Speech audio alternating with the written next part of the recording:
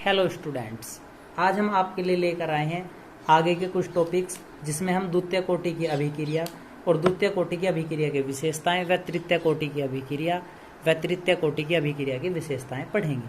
तो बच्चों, अब से पहले आपने 2 पॉइंट्स पढ़े थे, शून्य कोटि की अभिक्रिया और शून्य कोटि की अभिक्रिया व वेग स्थिरांक में संबंध। इसी प्रकार आपने पढ़ा प्रथम कोटि की अभिक्रिया व प्रथम कोटि की अभिक्रिया व वेग स्थिरांक में संबंध और उसकी विशेषताएं। बच्चों, आपको हम स्पष्ट रूप से बता दें कि द्वितीय कोटि और तृतीय कोटि की अभिक्रियाएं तो आपके कोर्स में हैं, परंतु इनका जो वेग स्थिरांक के साथ संबंध है वह सिद्ध करने के लिए परीक्षा में नहीं पूछा जाता, केवल शून्य कोटि और प्रथम कोटि का ही पूछा जाता है। तो हम यहाँ पे केवल इन दोनों का सूत्र को ध्यान में रखेंगे, केवल आंकिक प्रश्न की दृष्टि से। ठीक है बच्चों, तो अपने टॉपिक आज का शुरू करते हैं। क्या? द्वितीय कोटि की अभिक्रिया। तो बच्चों, द्वितीय कोटि की अभिक्रिया कहते किसे हैं? द्वितीय कोटि की अभिक्रिया वह अभिक्रिया है जिसमें अभिक्रिया का वेग दो अभिकारक पदार्थों के सांद्रण पर निर्भर करता है। तो द्वितीय कोटि की अभिक्रिया वह अभिक्रिया है जिसमें अभिक्रिया का वेग दो अभिकारकों के पदार्थ के सांद्रण पर निर्भर करे। अब की बार कितनों पर निर्भर करेगा बच्चों? दो पदार्थों के सांद्रण पर निर्भर करता है। क्या कहलाती है? द्वितीय कोटि की अभिक्रिया कहलाती है। उदाहरण के लिए हम कुछ देखते हैं पदार्थ।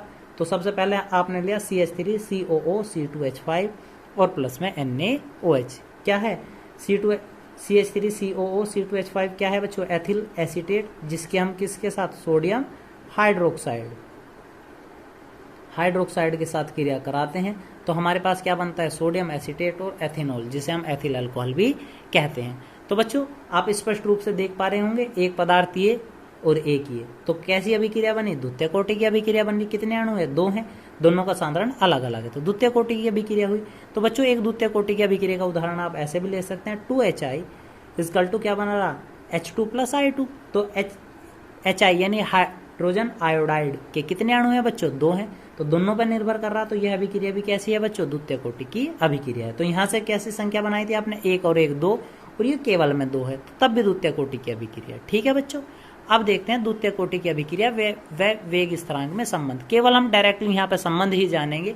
तो हमारे पास संबंध यहाँ से निकल के आता है, K बराबर 1/T x बटे A -x। तो आप सभी जानते हैं, जहाँ K क्या है बच्चों? वेग स्थिरांक। K क्या रहा होगा यहाँ भी? वेग स्थिरांक। फिर बचा T क्या है बच्चों? समय। A क्या है? प्रारंभिक मात्रा। ठीक है बच्चों, A - x क्या है यहाँ पे? शेष मात्रा। क्या है बच्चों?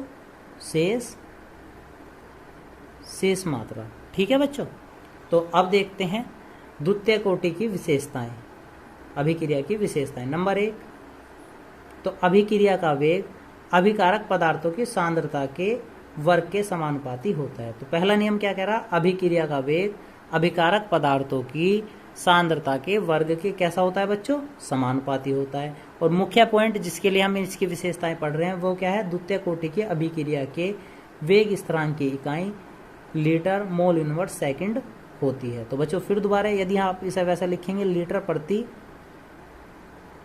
मोल सेकंड होती है।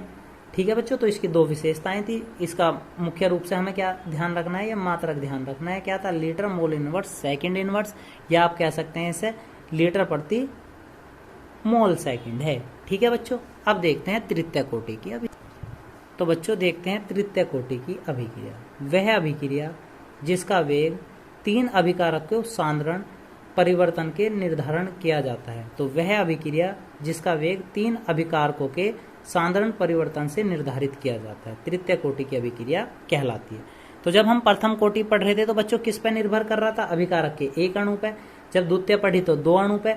अब कितने पे? अभिकारक के 3 अणुओं के सांद्रण पर निर्भर कर रहे हैं। तो क्या कहलावे? तृतीय कोटि की अभिक्रिया कहलाती है। कैसे बच्चों? हमने लिया 2FeCl2 + SnCl2 इक्वल टू क्या? 2FeCl2 और SnCl4। तो यहाँ पे हम देख रहे बच्चों, इसके कितने अणु हैं? 2 ये और 1 ये। तो कितने बन गए? 3। तो कैसी कोटि हुई बच्चों? तृतीय कोटि हुई। यदि आपसे हम यहाँ पे आणविकता भी कह दें तो आणविकता भी कैसी होगी बच्चों? त्रियाणुक रहा होगा। ऐसे इसमें 2NO + O2 कितने अणु है बच्चों? 3। तो कैसी अभिक्रिया हुई? वो भी तृतीय कोटि की अभिक्रिया हुई। ठीक है बच्चों, अब देखते हैं तृतीय कोटि की अभिक्रिया व वेग स्थिरांक में संबंध। तो क्या था बच्चों, k बराबर 1/2t गुणा x 2a माइनस एक्स और a square a minus x square. तो k बराबर 1/2t गुणा x 2a माइनस एक्स बटे a square a minus x का होल स्क्वायर। तो बच्चों हमें क्या करना है, केवल यह फॉर्मूला याद रखना है। यदि कहीं पर अंकित प्रश्न आता है तो उसमें आवश्यकता पड़ सकती है, अन्यथा यह परीक्षा की दृष्टि से नहीं है। ठीक है बच्चों, देखते हैं इसकी विशेषताएं। विशेषताओं में से सबसे पहली विशेषता, तृतीय कोटि की अभिक्रिया के लिए वेग स्थिरांक का मात्रक लीटर इनवर्स मोल वो लीटर -2 मोल -2 और सेकंड -2 है। यानी कि सभी स्थिति कहाँ है बच्चों, प्रति में है, बटे में है। लीटर भी -2 में है, मोल भी -2 में और सेकंड भी -2 में है, इसका मात्रक होता है। और तृतीय कोटि की अभिक्रिया की अर्ध आयुकाल अभिकारक की प्रारंभिक सांद्रता के वर्ग के व्युत्क्रमानुपाती होता है। तृतीय कोटि की अभिक्रिया की अर्ध आयुकाल प्रारंभिक अभिकारक की प्रारंभिक सांद्रता के वर्ग के कैसा होता है बच्चों, व्युत्क्रमानुपाती होता है। यदि यहाँ से हम अर्ध आयु काल पे चलेंगे तो T1/2 व्युत्क्रमानुपाती 1/a² के होता है। ठीक है बच्चों, तो आपको क्या करना है, द्वितीय कोटि और तृतीय कोटि की परिभाषाएं और इनका केवल सूत्र और विशेषताएं याद रखनी है, परीक्षा में ये पूछी जा सकती हैं। तो उम्मीद है बच्चों आपको आज का वीडियो पसंद आया होगा। तो इस वीडियो को लाइक करें, शेयर करें और आपके अपने चैनल को सब्सक्राइब करें। धन्यवाद।